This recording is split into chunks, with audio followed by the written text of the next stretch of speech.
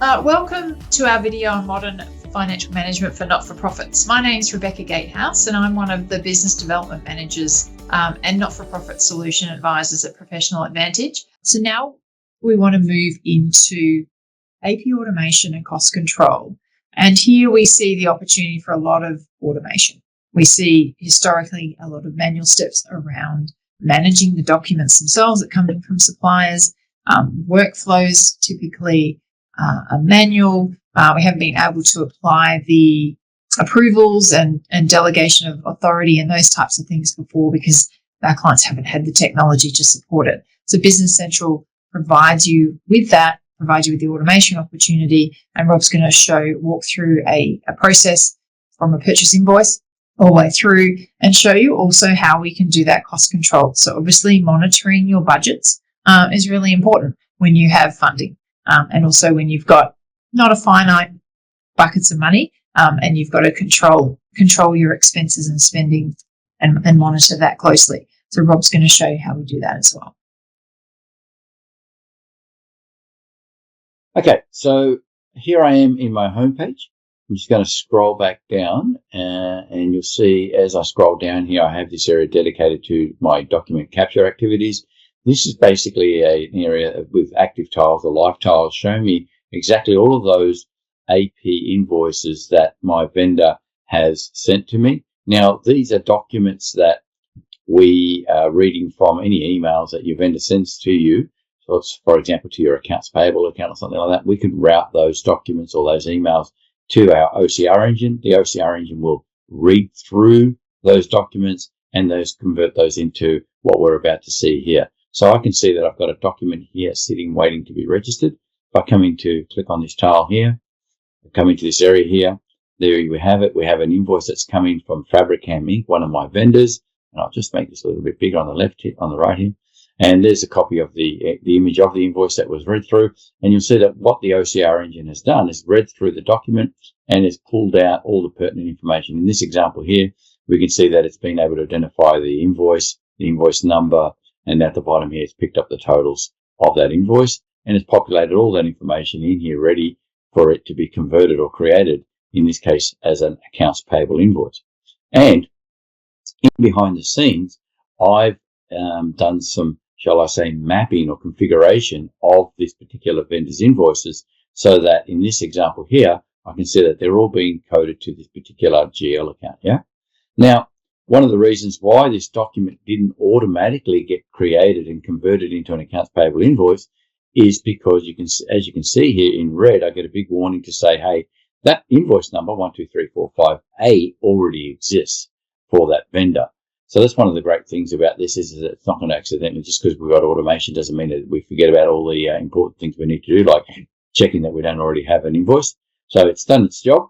But that's also because Robert is using the same document number every time he does his presentations. So what I'm going to do now to make this go through, I'm just going to override that document number that's being detected and just add a 2 on the bottom and back of that.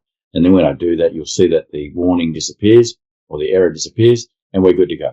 So at this point, this document is ready to be created as an invoice. So I'm just going to hit the register button at the top here and off it goes.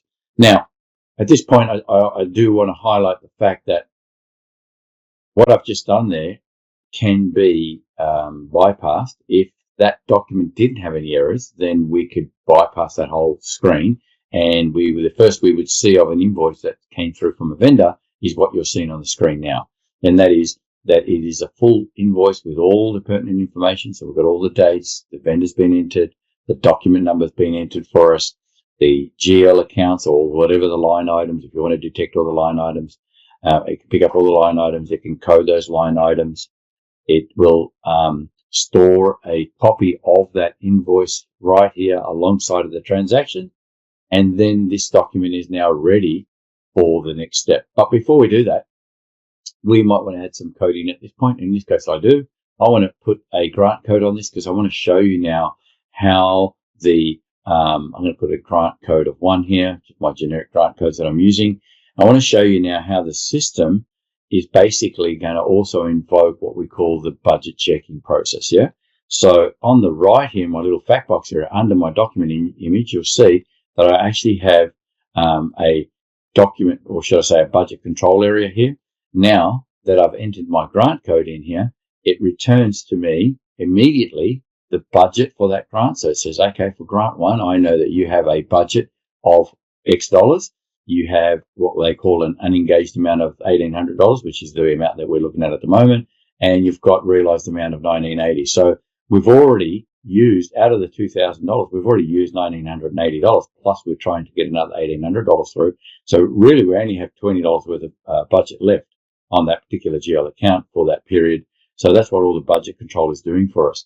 But even so, what that all means is that when I go to send this off for approval, or should I say to release the document, you'll see there it says, okay, you've exceeded the budget, so we're going to have to get approval for this, yeah? So that's where all that budget checking comes into place. And now when we look at the header of the document, we can see here that the document is now gone off to Robert Giannini for approval, yeah? So that's the workflow functions now kicking in, yeah? Now, once again, going back to the continued document capture and automation piece, this whole thing could have been automated, and that is the creation of the document could have been automated, and even the process of submitting it for approval could have been automated, yeah? And all the rules that you build, that you put in place around workflows and say, hey, auto approve it if it's within budget, or don't approve it, or you still require approval even if it is within budget, all of those rules can be put in place. All the delegation of authorities can be put in place, different amounts, different users, multiple users approving a document. If, it goes up a chain of approval and so forth, all of that can be configured in the solution. So what do we have now? We have a purchase invoice that's been auto-created by the system. I've manually submitted it for approval, and off it goes. It's now waiting and pending approval by Robert, yeah? So now what we'll do, I'll just come out of this document, I'll switch over to Outlook and show you how we would typically approve this in Outlook. Of course, if as a user of BC, if I come to my home page, if I come into my purchase invoices requiring approval, I can see it here. It is here, pending my approval, and I can approve it from here. And that's all well and good if I am a user who sort of lives within Business Central. But for a user who may be an approver of a document who's not who doesn't live in Business Central all the time, what they would typically do is they'll revert to something like this, whereby they'll use or they'll react to an email notification such as this one. So here I have a email notification to alert me to the fact that a purchase invoice is awaiting my approval. I would click again what I did right at the in the intro video, where I showed you the ability that interoperability that Outlook presents. I'm going to use that functionality now to approve that document by simply clicking on the link that's provided here for me in Outlook, in the email, so I don't have to go looking for that document. And directly now on the screen here, I get all of that information about that particular invoice we just entered. In fact, if I want, I could pop that out into a larger screen just so that I can get the full document image as well. If I want, I can see the full document image.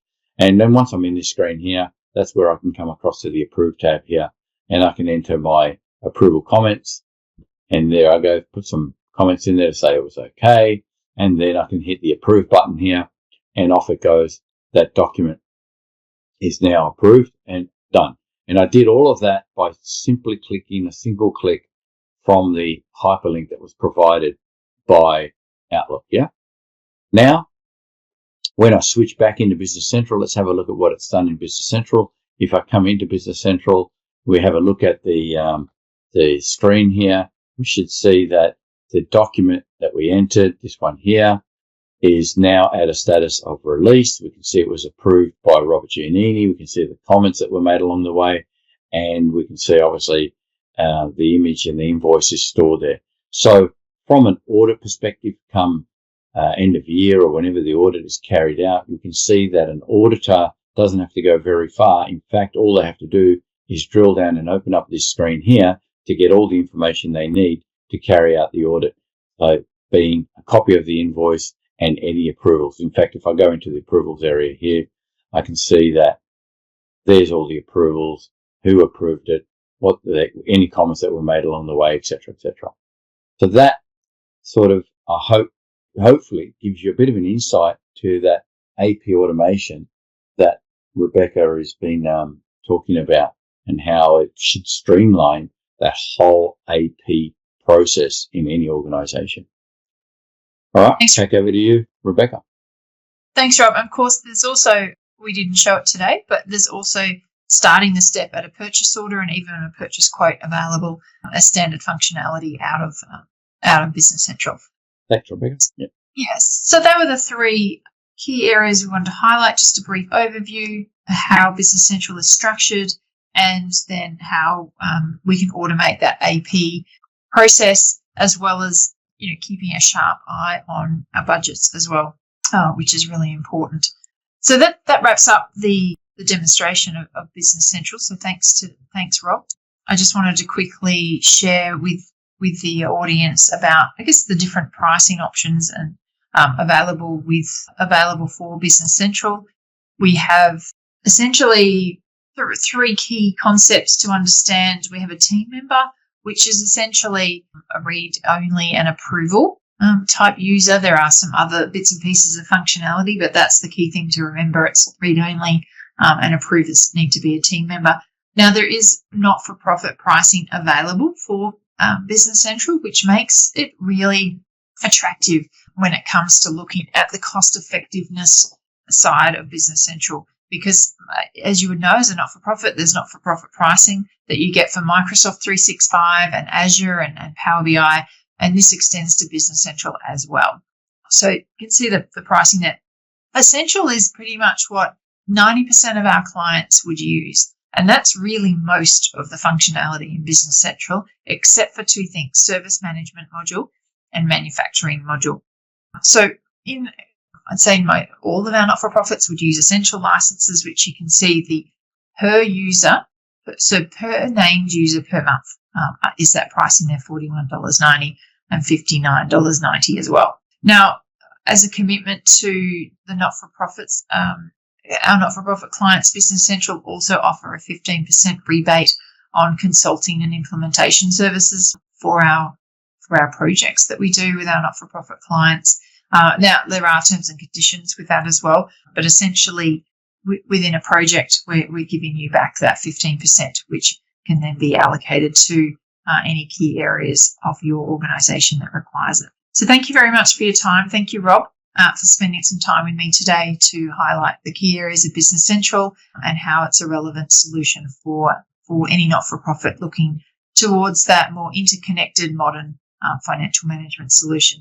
If you have any questions, please feel free to email inquiries@pa.com.au and also have a look at our website.